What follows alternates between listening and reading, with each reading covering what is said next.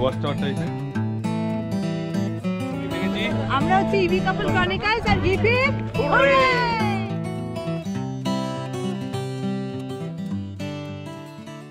Hello everyone welcome to EV couple chronicles এ আরো একটা নতুন ব্লগে সবাইকে স্বাগত। দেখতে থাকুন আজকে আমাদের Purulia day 2 blog. Hello everyone welcome to EV couple Chronicles এর আরো একটা ব্লগে। আজকে হচ্ছে পুরুলিয়া ট্রিপের ডে 2। কালকে দেখেছেন আমরা কিভাবে দক্ষিণেশ্বর থেকে মানে নিজেদের বাড়ি থেকে ট্রাভেল করে পুরুলিয়া এসেছি। আচ্ছা, আর হচ্ছে আমাদের রুমের রাত্রি কালকে এতটাই টায়ার্ড ছিলাম, কোনো রকমে দেখিয়ে দিয়েছি কারণ মোটামুটি 5.5 ঘন্টার জার্নি ছিল। সো আজকে একটু মেসড আপ হয়ে আছে, আই নো, এটা জেনারেলি হয়ে থাকে, শোয়ার পরে নেক্সট ডে তো এরকম হয়ে থাকে।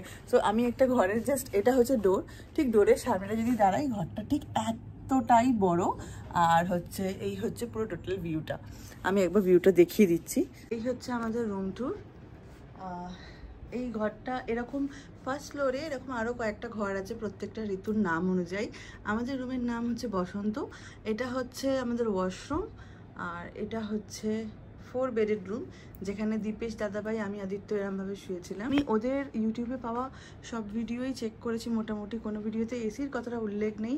বাট পুরুলিয়া আসলে মার্চ মাসে বেশ ভালোই মানে গরম আছে দিনের বেলা। আর এটা হচ্ছে আমার আউটফিট অফ দ্য ডে। কেমন লাগলো জানি আমাকে, মানে অনেকদিন বাদে সাজুগুজু করেছি। এই হোটেলে চারিদিকে অনেক সূর্যমুখী ফুলের গাছ দিয়ে পুরো বাগানটা সাজানো ছিল, বেশ ভালো লাগছিল সেটা। ওই চার্জ হয়েছে? কি সুন্দর লাগছে, একটা ছবি তুলে দিয়ে আসি।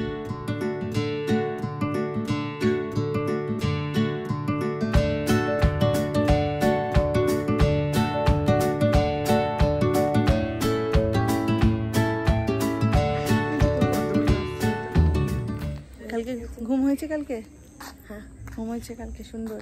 ওদের রিসেপশন, মেন বিল্ডিং এর এন্ট্রি, আর হচ্ছে এইখানটা হচ্ছে পুরো রিসর্টটা এরকম সুন্দর।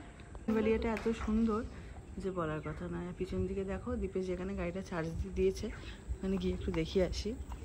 এটা হচ্ছে 360 ডিগ্রি ভিউ একটা। এখানে দুটো দোলনা আছে মুখোমুখি।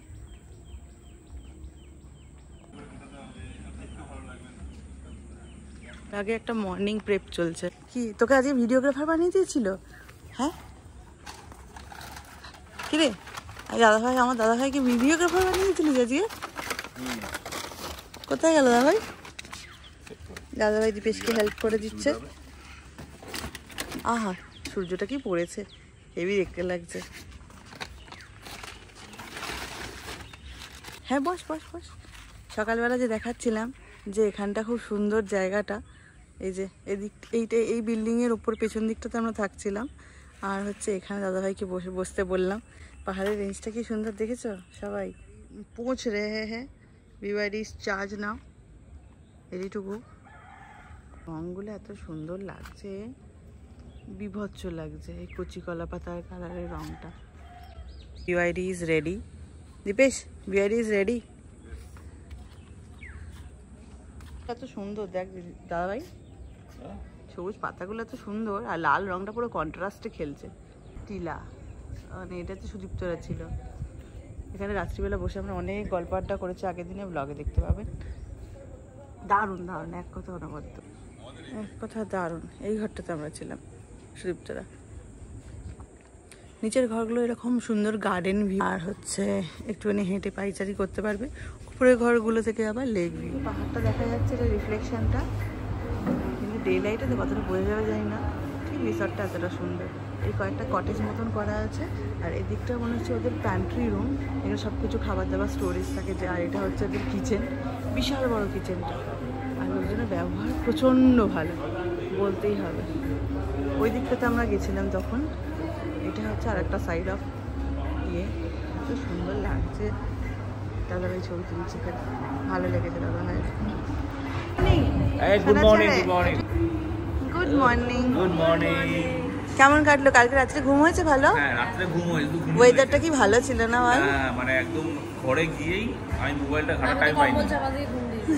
এই অন্যদিকে টায়ার্ড ছিলাম কালকে সত্যি, পড়তে ঘুমিয়ে পড়েছি, বেশিক্ষণ নগড়া ঝগড়া করিনি ফোন নিয়ে। তো একদম বিন্দাস ঘুম, সকালবেলা একদম ফ্রেশ, মানে 6:10-15 ঘুম ভাঙলো।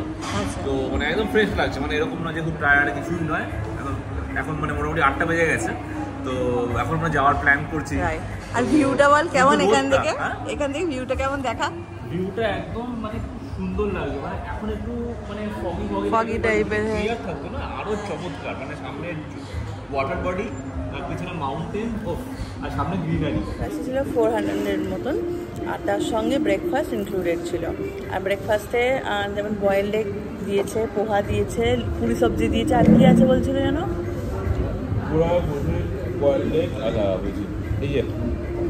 আচ্ছা, ব্রেড টোস্টটা সঞ্জত করে দিচ্ছে, রেখে দিচ্ছে না, যে যেমন আসছে তেমন করে দিচ্ছে।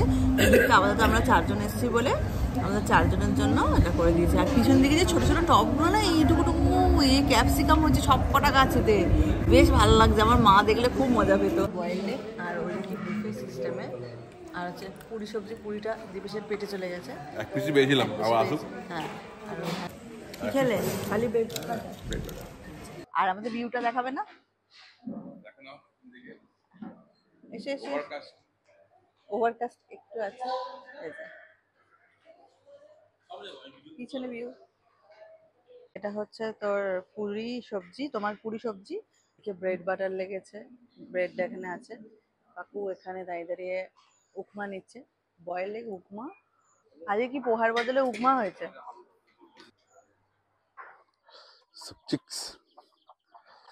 চিক্স আর হিয়ার, বাচ্চারাও আছে।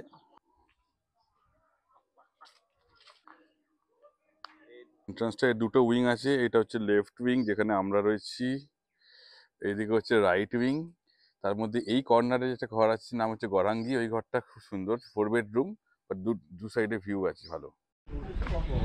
গুড মর্নিং, তো আমরা এবার সাইড সিং এ বেরোচ্ছি। আমাদের গাড়ি ফুল চার্জড। এবার আমাদের ডেস্টিনেশন জয়চন্ডী পাহাড়। ও এদিকে ম্যাডামের ফটোশুট হচ্ছে, উপরে ম্যাডাম আছেন, এদিকে আদিত্য স্যার মাচায় বসে আছে। এখন সকাল কটা বাজে? 9:51। আমরা এখন যাচ্ছি জয়চন্ডী পাহাড়টা ছোট্ট ট্রেক টাইপের করতে। 520টা মতো আই গেস ওখানে সিঁড়ি আছে, তো সেটা চড়ে আমাদেরকে ওপরে ট্রেক করে উঠতে হবে। আর এটা হচ্ছে আমাদের অন দ্য ওয়ে ভিউ। বেশ সুন্দরভাবে ভয়েস ওভারটা স্টার্ট করেছিল আদিত্য, কিন্তু মাঝে হলো বিপত্তি। কি না, হঠাৎ করে আমরা এই সুন্দর দৃশ্য এনজয় করতে করতে ভুলেই গেছি যে আমাদের যে মাইকটা আছে সেই মাইকটা আমরা অন করতেই ভুলে গেছিলাম।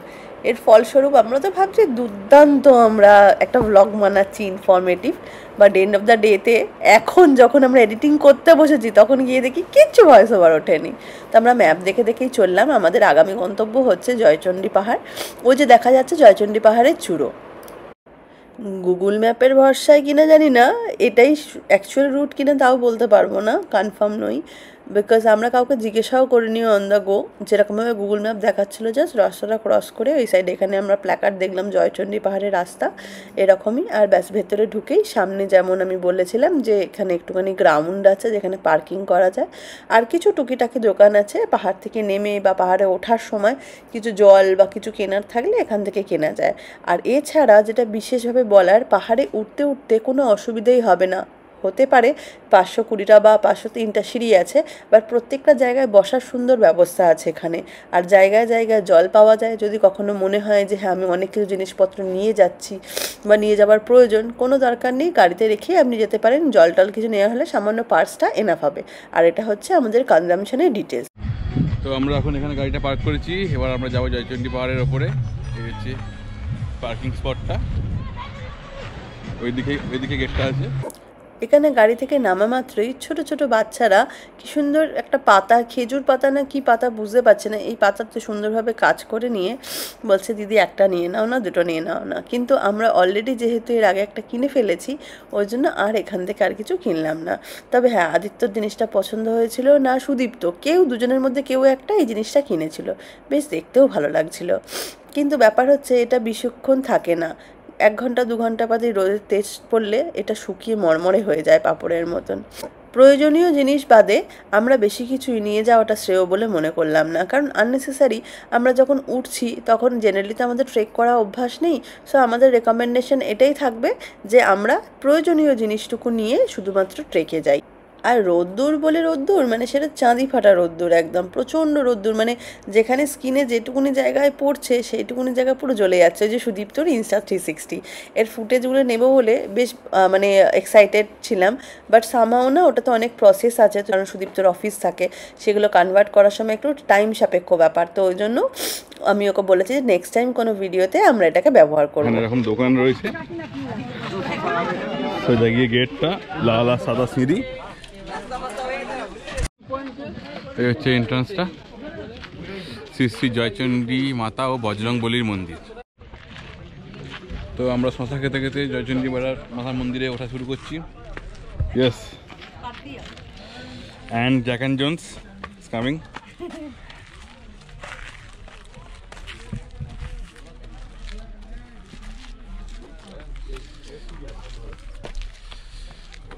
আমরা ওটা শুরু করলাম 10:38। আমাদের ওঠার কথা ছিল সকাল 7টায়, আমরা 3 ঘন্টা 38 মিনিট লেট। আমরা 75% উঠে পড়েছি আর 25% বাকি। একটু একটু স্টেপ খানিকটা পরে পরে আমরা একটু রেস্ট নিচ্ছি। মাঝে মাঝে এরকম রেস্টিং প্লেসও রয়েছে, এই জায়গায় 5 মিনিট বসে আবার উঠছি। যেহেতু পায়ে সমস্যা আছে, ভাবতেই পারিনি যে একেবারে উঠে চলে যেতে পারবো। মনে জোর নিয়ে যাচ্ছিলাম যে বাকিরা তো অ্যাটলিস্ট উঠুক, নাহলে কি হয় আমার পায়ের সমস্যার জন্য আমি উঠতে পারি না বলে বাকিরাও কেউ আর যায় না, সেটা আমার খুব খারাপ লাগার ব্যাপার। কিন্তু এবারে আমি কি করেছিলাম, ভেবেছিলাম যে আমি আগে উঠবো, যেখানে পারবো না বলবো তোরা এগো, আমি একটু বসে যাচ্ছি তারপর আবার যাব। কিন্তু এবারে দেখছি কেউই আর ছাড়েনি, সবাই আমার সঙ্গে বসে গেছে মাঝ রাস্তাতেই। তারপর বলেই তো পৌঁছে গেছি। স্পেশালি দাদাভাইয়ের জন্যই আমি উঠতে পেরেছিলাম, কারণ হচ্ছে দাদাভাই বলছে এই তো ম্যাক্সিমামটা উঠে এসছিস, আর 100টা বাকি। এই করতে করতে আমাকে প্রায় উঠিয়েই দিয়েছে। এখানে একটা মাচা টাইপের রয়েছে, ওয়াচ টাওয়ার টাইপের। হ্যাঁ, এই যে এই দুটো ওয়াচ টাওয়ার টাইপের।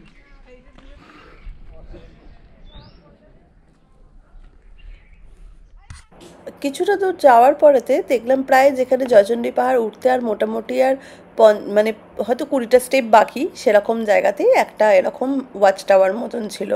মানে দেখে তো মনে হচ্ছিলো ওয়াচ টাওয়ারই, কারণ লাস্ট টাইম যখন ভালকি মাচান গেছিলাম সেখানেও এরকম টাইপের ওপর থেকে দেখার মতন কিছু একটা ছিল। নট শিওর, আপনারা যদি জেনে থাকেন ডেফিনেটলি আমাকে কমেন্ট করে জানাবেন। সিঁড়িগুলো খুব উঁচু হলেও খুব একটা কঠিন নয়, অনেকেই উঠছে, বয়স্করা, মাঝবয়সীরা। মন্দির দেখা যাচ্ছে অলমোস্ট দেয়ার, আর 50-60টা সিঁড়ি বাকি আছে। পেছনে সব উঠছে।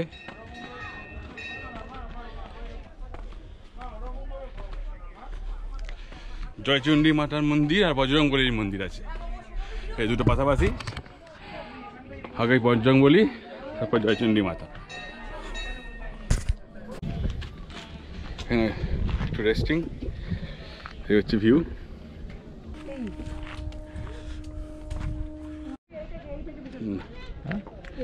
এই হচ্ছে এখানকার রেঞ্জ।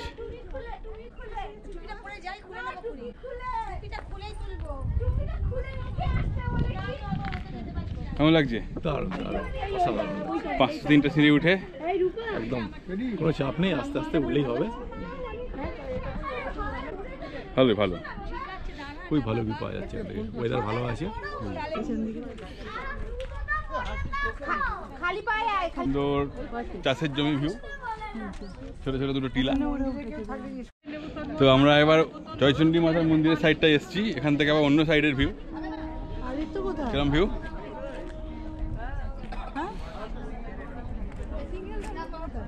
আদিত্য আছে, হারিয়ে যাবে না, বাচ্চা ছেলে তো নয়, ঠিক থাকবে। আর একটা জিনিস হলো, আমাদের নিজস্ব এক্সপিরিয়েন্সটা শেয়ার করছি।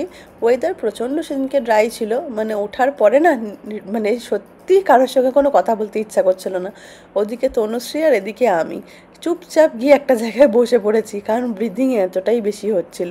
কারণ আমরা খুব একটা যে ফিটনেস ফ্রিক তা নই, তো আমাদের সাধারণ লোক যারা ঘুরতে বেড়াতে যাবেন তাদের জন্য বলবো অবশ্যই পারবেন করতে, কিন্তু একটু ধৈর্য নিয়ে যদি থেমে থেমে যদি ওঠা যায় সবাই উঠে যেতে পারবেন।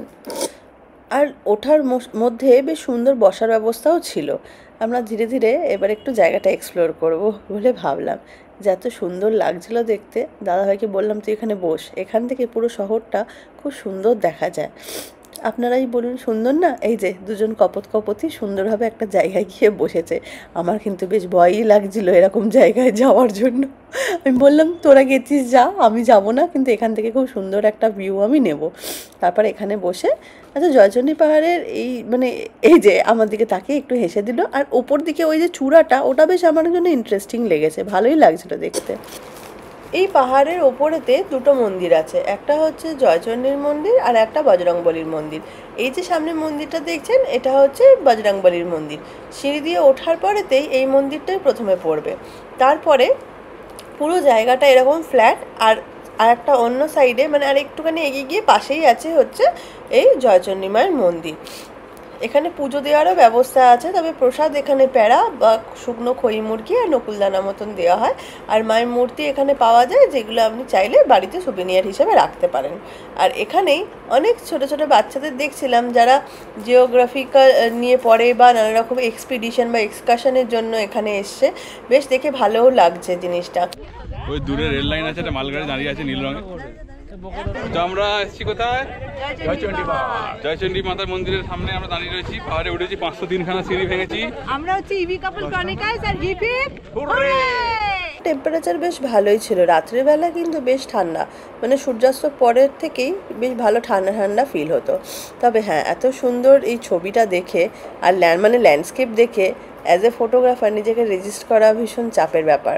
আর আদিত্য খুব সুন্দর পোজ দেয়, তো আমরা সবাই মিলে এই 360 ডিগ্রি ভিউ এনজয়ের পরে এক একজন করে ফটো সেশনটা নিয়েই নিলাম। ফটোগুলো নয় পরে অন্য কোনো ব্লগে শেয়ার করব, আপাতত চললে এখন ফটো সেশন।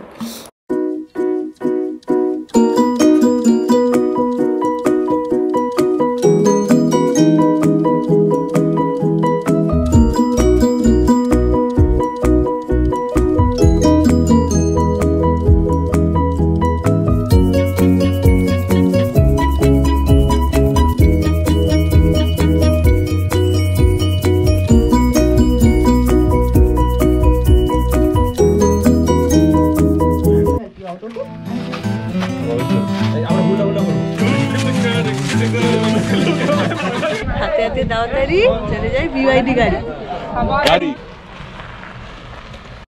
কি বলছিস?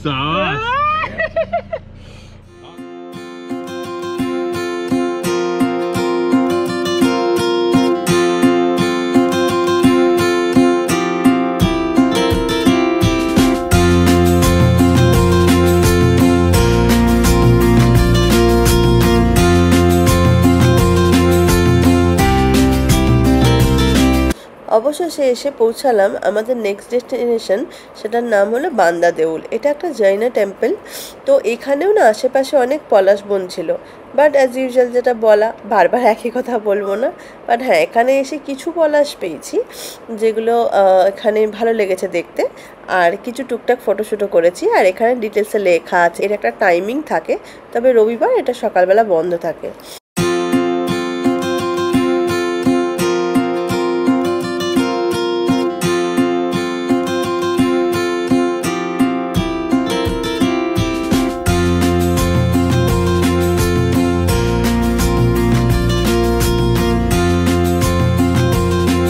জায়গাটা ভীষণ নিরিবিলি, আর পলাশ গাছের তলায় পড়ে থাকা পলাশগুলো নিয়ে আমরা অনেকগুলো কালেকশানে নিয়েছিলাম। বাইকে চড়া বা বাইকে গিয়ে ট্রিপ করা একটা নেক্সট লেভেলেরই অ্যাডভেঞ্চার। এই যে তার জন্য প্রেপ ওরা করছে অলরেডি নিজেদেরকে প্রোটেক্ট করার জন্য, যাতে গরমটা বা ধুলোটা বালিটা এতটা না আসে, তার জন্য অলরেডি সুদীপ্তই প্রিপারেশান নিচ্ছে। আর তনুশ্রী এদিকে চুলটা বেঁধে নিচ্ছে যাতে ধুলোবালিটা বাসিয়া না লাগে। আর যে কোনো জায়গাতেই সুদীপ্তদেরকে বলছিলাম, সুদীপ্ত তোরা আগে এগো, রাস্তা কীরকম বুঝে তবেই আমরা আগে যাব, নচেত কি বাইক যে কোনো মুহূর্ত থেকে ঘুরিয়ে নেওয়া যায়, কিন্তু গাড়ি ঢুকে গেলে সে রাস্তা যদি ভীষণ ন্যারো হয় তাহলে সেক্ষেত্রে খুব অসুবিধা হয়।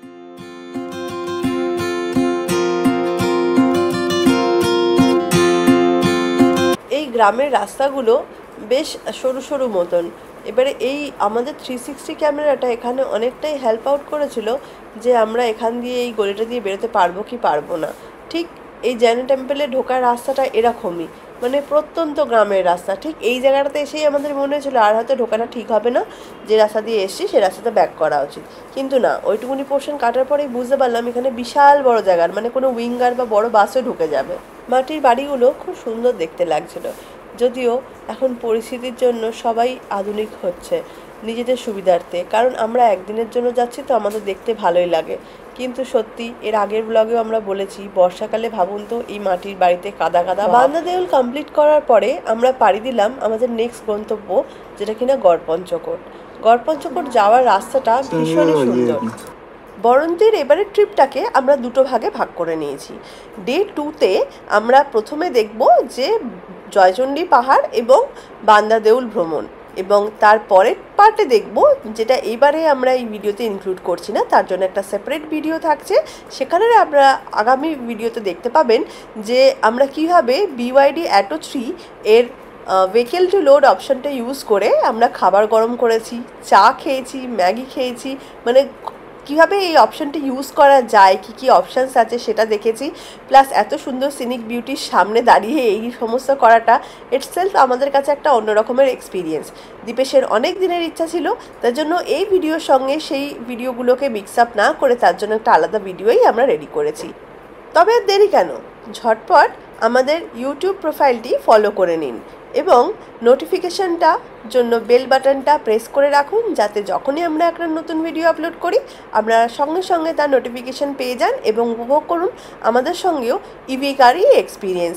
আমাদের রয়েছে একটা BYD Atto 3, যাকে নিয়ে আমরা দূর দূরান্ত এই পার্ট থেকে ও প্রান্ত পর্যন্ত আমরা ঘুরে বেড়াই, আর আমাদের সঙ্গে থাকে খুব সুন্দর ট্রাভেল বাডিস, আনন্দ মজা, খুব সুন্দর সুন্দর খাবারের এক্সপিরিয়েন্স, আর তার সঙ্গে এবারে প্রথমবার রইল আপনাদের জন্য ভেহিকেল টু লোড এই ব্যাপারটা কীভাবে আপলোড করব বা কীভাবে ব্যবহার করেছি সেটার পুরো ডিটেলসটা আমরা নেক্সট ভিডিওতে আপনাদের সঙ্গে শেয়ার করব। সঙ্গে থাকুন, দেখতে থাকুন ইভি কাপল ক্রনিকলস। ওই যে দূরে দেখা যাচ্ছে যে পাহাড়টি, ওটাই গড়পঞ্চকোটের পাহাড়। দেখতে থাকুন আমাদের সঙ্গে আর জানান আপনাদের যদি কোনো কোয়ারি থাকে ইভি গাড়ি রিলেটেড, বা আপনারা কি কি ইভি গাড়ি এখনও পর্যন্ত কিনে ব্যবহার করেছেন সেই সম্পর্কে, তার এক্সপিরিয়েন্স কত, তার কনজামশন কত দেয়, এই সমস্ত কিছু আমরাও জানতে চাই আর আমাদেরগুলোও আপনাদের সঙ্গে শেয়ার করব। আপাতত এখানেই আমরা এই ব্লগটা শেষ করছি। দেখা হচ্ছে নতুন ভিডিওতে আরও এক্সাইটিং জিনিস নিয়ে। ততক্ষণের জন্য থ্যাংক ইউ, বাই বাই।